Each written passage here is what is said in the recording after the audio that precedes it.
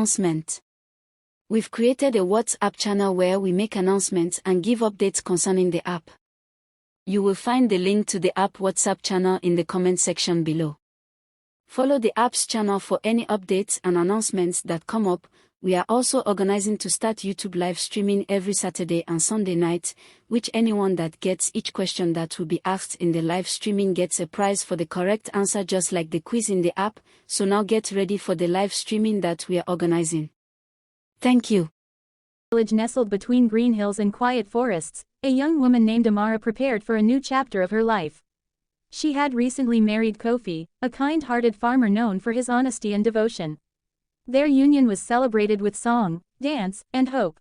It seemed like the perfect match, until the arrival of Kofi's widowed mother, Maawu. Maawu had raised Kofi alone after her husband's untimely death. Her love for him was fierce, perhaps too fierce. Over the years, it twisted into a deep possessiveness. So, when Amara entered the home, Maawu saw not a daughter-in-law, but a threat. Amara was full of light, laughter, and grace. But Maawu met her with coldness. "You scrubbed the floor?" she asked on Amara's first morning in the house. "It doesn't look like it." That night, she complained the stew was salty. The next day, she told neighbors that Amara slept all day. It wasn't true, of course. Amara rose before the sun, swept the compound, fetched water, and cooked meals before most people opened their eyes. But Maawu didn't see these efforts. Or refused to. Kofi, caught between the two women he loved, tried to stay neutral. "Mama is just adjusting," he'd say. "She means well." But as weeks passed, Amara's eyes lost their sparkle. Maawu's cruelty was subtle. She never raised her voice. Instead, she whispered doubts into Kofi's ears.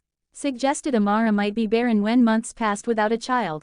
Complained about invisible faults. She poisoned the air of the house with tension and mistrust. Amara, raised to be respectful, never retaliated. But she felt herself fading. Then one day, after an especially harsh insult about her useless womb, Amara packed a small bundle and left. She didn't go far, just a few villages over, to the house of her aunt, Efua, a warm woman with gentle eyes and strong arms. There, Amara found peace. For the first time in months, she could breathe. She laughed again. She cooked, sang, planted flowers, and watched them bloom. And then, one quiet morning, she felt a flutter inside her, the first sign of new life. When Kofi heard the news weeks later, he rode to her on horseback. He was overwhelmed with joy, but also shame. "I failed you," he whispered. "I should have protected you. Please come home." But Amara looked him in the eye and said, "Not if the shadows are still there. I will not raise a child in a house where love is only given to some." Kofi returned home alone. For days, he didn't speak to his mother. Eventually, he told her the truth. "She's carrying my child, Mama. And she's right. She deserves more than silence. She deserves safety." At first, Maawu was furious. "She's turned you against me," she spat. But the silence in the house, once filled with laughter and music, began to weigh on her. She cooked but had no one to cook for. The walls echoed with emptiness. Then one afternoon, Maawu sat in her room, holding the shawl Amara had sewn for her as a wedding gift. It was soft, warm, and untouched. That evening, without a word to anyone, she wrapped the shawl over her shoulders and walked the dusty path to Efua's village. Amara was tending to a small garden when Maawu arrived. She looked up, startled. Maawu didn't cry, but her voice trembled. "I came not for forgiveness, but for a chance." Amara didn't answer right away. She stood in silence, watching the wind sway the trees.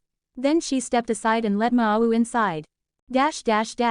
Epilogue. Months later, a baby girl was born, strong and bright-eyed. They named her Naira, meaning blessing. And it was in her tiny hands that the broken family began to mend. Maawu held her granddaughter every day. She learned to smile again. She learned to say, "Thank you," and, "I was wrong." And slowly, the house that once echoed with cruelty now sang with the sounds of healing. Amara, Kofi, and Maawu, no longer strangers under one roof, became a family forged not just by blood, but by truth, pain, and forgiveness. Now it's time to go answer the question of the day and get your points, and if you haven't subscribed to our YouTube channel yet, please like and subscribe now. This is how we continue to stay in business. Thank you and good luck.